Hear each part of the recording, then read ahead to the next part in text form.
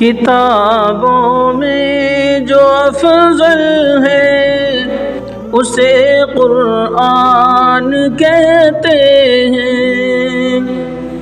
کتابوں میں جو افضل ہے اسے قرآن کہتے ہیں۔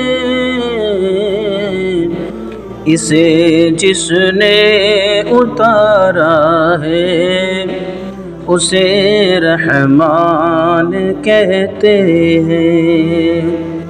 اسے جس نے اتارا ہے اسے رحمان کہتے ہیں۔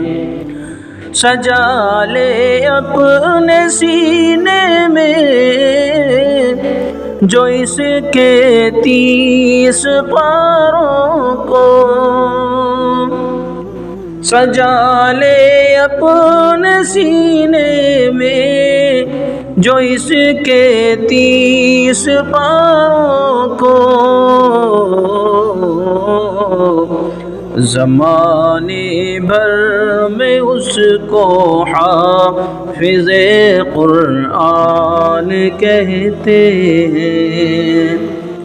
زمانے بھر میں اس کو حافظ قرآن کہتے ہیں۔